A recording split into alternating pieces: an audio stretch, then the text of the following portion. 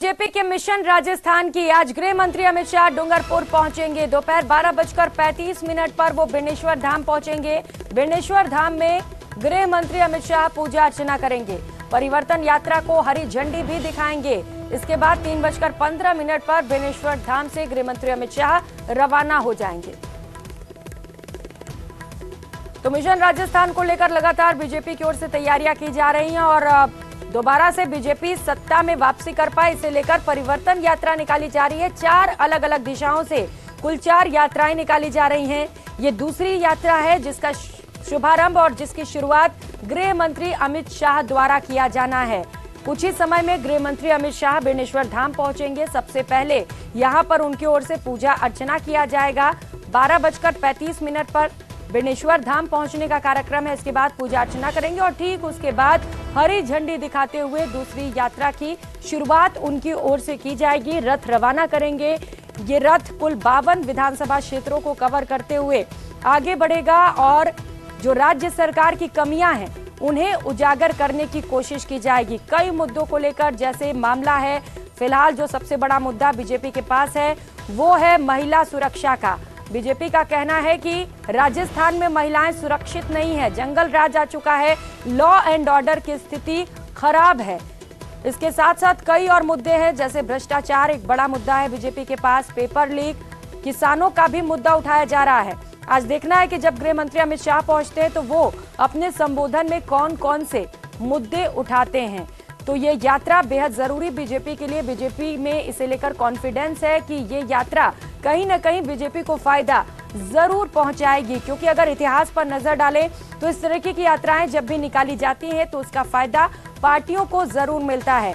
कार्यकर्ताओं में भी इसे लेकर जबरदस्त उत्साह है, क्योंकि आज गृह मंत्री अमित शाह पहुंच रहे हैं। ऐसे में तमाम तैयारियां वहां पर पूरी कर ली गई हैं, कार्यकर्ता जुटने लग गए हैं। कुछ ही समय में जब शाह यहां पर पहुंचेंगे तो सबसे पहले पूजा अर्चना करेंगे और उसके बाद रथ को हरी झंडी दिखाते हुए रवाना करेंगे। कुल 4 परिवर्तन यात्राएं अलग अलग दिशाओं से निकाली जानी है। 200 विधानसभा की सीटें हैं, 200 विधानसभा सीटों को कवर करते हुए ये यात्रा आगे बढ़ेगी और राज्य सरकार की कमियों को जनता के सामने लाने का काम इस यात्रा के जरिए किया जाना है। केंद्र सरकार की उपलब्धियां भी गिनाई जा रही हैं। इससे पहले जब पहली यात्रा का शुभारंभ किया गया राष्ट्रीय अध्यक्ष जेपी नड्डा की ओर से, तभी भी हमने देखा था कि किस तरीके से उन्होंने जमकर मोदी सरकार की तारीफ की, केंद्र सरकार की उपलब्धियों का बखान किया, तो वहीं राज्य सरकार पर जमकर निशाना साधा।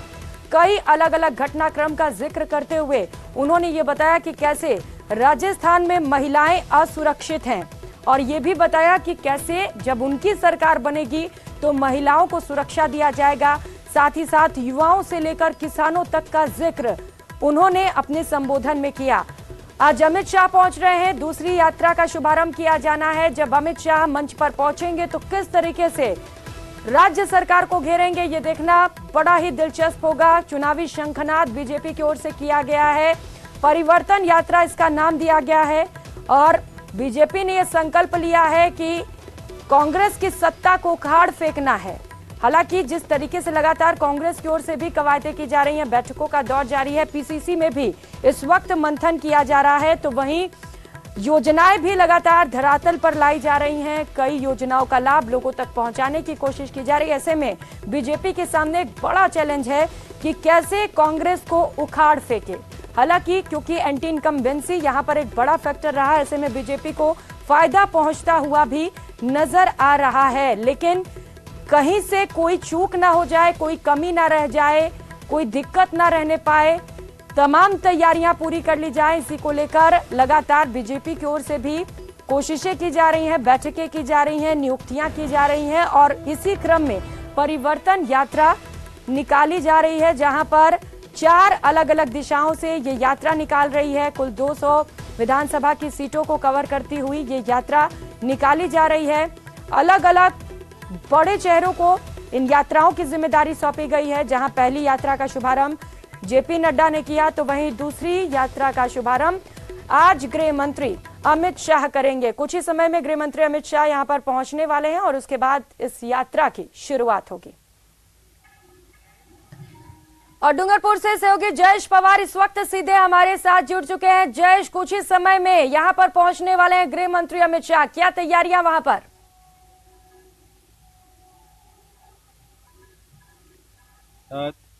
धाम पहुंचेंगे और यहाँ पर मंदिर में दर्शन करने के बाद एक जनसभा को संबोधित करेंगे। अमित शाह जो है वो भाजपा की परिवर्तन यात्रा का आगाज भी यहाँ से करने वाले हैं। आप देख सकते हैं मेरे पीछे अमित शाह की सभा के लिए एक डोम पंडाल सजाया गया है और इस तरफ से यहाँ पर लोगों को सजाया गया है और इस तरफ से यहाँ पर लोगों को एंट्री दी जा रही है। कड़ी चेकिंग के बाद में लोगों को यहाँ से अंदर सभा के अंदर लाया जा रहा है और लोगों का पहुंचना शुरू हो गया है। फिलहाल जो है पंडाल धीरे धीरे भर रहा है और जो भाजपा के कार्यकर्ताओं में काफी उत्साह देखा जा रहा है। भाजपा जिंदाबाद के नारे यहाँ पर भाजपा कार्यकर्ता लगा रहे हैं और जो है लगातार लोगों का यहाँ पर आना जारी है। बिल्कुल जयेश, लोगों के पहुंचने का सिलसिला जारी है, तस्वीरें आप दिखाते रहिए। और क्योंकि इससे पहले जब जेपी नड्डा पहुंचे थे तो कुछ दूर तक वो रथ यात्रा के साथ चलते हुए भी नजर आए, क्या शाह भी ऐसा कर सकते हैं? घिरा हुआ है, टापू है और यहाँ पर जो यात्रा का चलने जैसा ज्यादा स्पेस है नहीं और सुरक्षा कारणों से एसपी जी ने अमित शाह को यात्रा के साथ चलने का जहाँ तक जानकारी आई है यात्रा के साथ चलने से मना कर दिया गया है। टापू पर ज्यादा सड़कें नहीं है, ऐसे में मना कर दिया गया है। टापू पर ज्यादा सड़कें नहीं है, ऐसे में ये माना जा रहा है कि अमित शाह जो है वो यात्रा को हरी झंडी दिखाने के बाद में सीधे हेलीपैड से रवाना होंगे। फिलहाल यहाँ पर जो है वो सुरक्षा के कड़े इंतजाम है। जो पीछे मंच है, मंच के आसपास लगातार डॉग स्क्वाड की टीमें जो है सर्च कर रही हैं और जो सुरक्षा के हिसाब से हर चीज को चेक करने के बाद ही पंडाल में और स्टेज के पास एंट्री दी जा रही है। जी बिल्कुल जयेश, सुरक्षा को लेकर भी खास इंतजाम किए गए हैं, निश्चित तौर पर करना भी चाहिए क्योंकि गृह मंत्री पहुंच रहे हैं। जयेश, किस तरीके का उत्साह देख पा रहे हैं अब कार्यकर्ताओं में और कितनी संख्या अभी वहां पर पहुंच पाई है? देखिए अभी लोगों की संख्या बहुत कम है लेकिन लगातार लोग आ रहे हैं। और जब हम बेणेश्वर धाम की बात करें, ये जो इलाका है आदिवासी इलाका, बेणेश्वर धाम की बात करें, ये जो इलाका है आदिवासी इलाका है और जो आदिवासी इलाके के 28 सीटें बेणेश्वर धाम और बांसवाड़ा के मानगढ़ धाम से अफेक्ट होती है। यही कारण है कि केंद्रीय और दोनों दलों के राष्ट्रीय नेता जो है, चाहे वो प्रधानमंत्री नरेंद्र मोदी हो, सोनिया गांधी हो, राहुल गांधी हो, सारे नेताओं के दौरे यहाँ पर बेणेश्वर धाम और यहाँ पर आए दिन होते रहते हैं। इसी कड़ी में अमित शाह भी आज अपने पहले दौरे पर डूंगरपुर और बेणेश्वर पधार रहे हैं। इनका सभी का उद्देश्य यही है कि जो आस्था का जो स्थल है बेणेश्वर धाम, यहाँ से आस्था के केंद्र से जो है राजनीति का केंद्र बनाया जाए और यहाँ से जो है राजनीति करते हुए ज्यादा से ज्यादा आदिवासी सीटों। बिल्कुल जयेश, सबसे पहले जब गृह मंत्री यहाँ पर पहुंचेंगे तो पूजा अर्चना करेंगे और उसके बाद हरी झंडी दिखाते हुए इस यात्रा की शुरुआत की जाएगी। जैसा कि आप बता रहे हैं कि बड़ी संख्या में वहां पर कार्यकर्ता पहुंच रहे हैं, उत्साह काफी ज्यादा है। कुल 52 विधानसभा क्षेत्रों से ये यात्रा गुजरने वाली है। जयेश, बताइएगा जरा कौन कौन से समीकरण इन विधानसभा क्षेत्रों में साधने की कोशिश की जाएगी बीजेपी द्वारा? देखिए जो उदयपुर संभाग की जो सीटें हैं यहाँ से जो सत्ता का रास्ता निकलता है ऐसा बताते हैं, जिसमें मेवाड़ और वागड़ जीता उसकी सरकार राजस्थान में बनती है। इसी को लेकर के भाजपा और कांग्रेस दोनों दलों की जो फोकस है, जो नजर है वो मेवाड़ और वागड़ पर है। और इसी के लिए बेणेश्वर धाम से जो इस यात्रा का आज आगाज हो रहा है। जो यात्रा आज यहाँ से आसपुर विधानसभा से निकल करके शाम को डूंगरपुर विधानसभा में पहुंचनी है और जो रात्रि विश्राम है वो 84 विधानसभा में होगा डूंगरपुर की। इसके बाद में कल यात्रा जो सागवाड़ा विधानसभा से होते हुए डूंगरपुर जिले से प्रस्थान कर जाएगी और मेवाड़ वागड़ सहित कुल 52 विधानसभा क्षेत्रों को कवर करते हुए 19 दिन बाद कोटा में इसका समापन होगा। समीकरण यही है कि जो भाजपा के पक्ष में भाजपा माहौल बनाना चाहती है, इसी को लेकर के यात्रा निकाली गई है। भाजपा जो है यात्रा के माध्यम से लोगों को ये संदेश देगी कि जो राज्य सरकार की जो विफलताएं हैं, चाहे वो कानून व्यवस्था को लेकर के हो, महिला अत्याचारों को लेकर के हो, सारे मुद्दों पर राजस्थान सरकार को घेरने की पूरी कोशिश इस यात्रा के दौरान भाजपा के नेता करेंगे। जी बिल्कुल, भाजपा के पक्ष में माहौल बनाना सबसे बड़ा उद्देश्य जयेश इस यात्रा का है। क्या वहां पर माहौल बनता हुआ नजर आ रहा है? बात हो पाई आपके लोगों से, क्या कह रहे हैं लोग इस यात्रा को लेकर, क्या है उनके विचार? देखिए फिलहाल जो काफी बड़े नेता जैसे गजेंद्र सिंह शेखावत और इसके अलावा वसुंधरा राजे भी कल शाम से डूंगरपुर में है, वो भी थोड़ी देर में यहाँ पर पहुंचेगी। कुछ लोग यहाँ कार्यकर्ता कभी से आकर यहाँ पर बैठे हैं और इंतजार कर रहे हैं कि अमित शाह का इंतजार कर रहे हैं। सर, क्या मानते हो कैसे रहेगा माहौल यहाँ का? माहौल तो बोल रहे माहौल बन रहा है अभी। आज इस वक्त में तो माहौल बहुत अच्छा ही है, लेकिन तो उत्साह है और आश्वस्त है यहाँ के कार्यकर्ता की भाजपा ही आएगी। हमारे साथ कुछ और लोग मौजूद है। सर, किस प्रकार का माहौल ठीक बनने है वाला है? जयेश, आप रिएक्शंस लेते रहिएगा लोगों से और इस महत्वपूर्ण सभा पर भी नजर बनाए रखिएगा, क्योंकि कुछ ही समय में गृह मंत्री अमित शाह यहां पर पहुंचेंगे। बहुत शुक्रिया फिलहाल तमाम जानकारियों के लिए।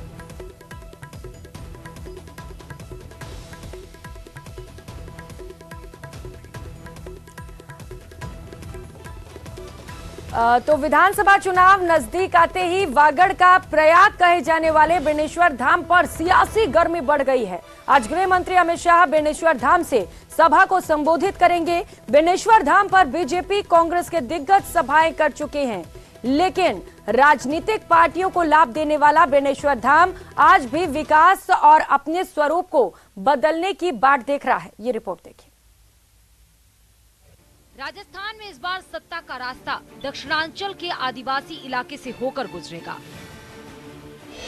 क्योंकि 28 विधानसभा सीट में से 16 सीट एसटी रिजर्व है, जिसमें डूंगरपुर जिले की 4, बांसवाड़ा जिले की 5, प्रतापगढ़ की 2 और उदयपुर जिले की 5 सीट शामिल है।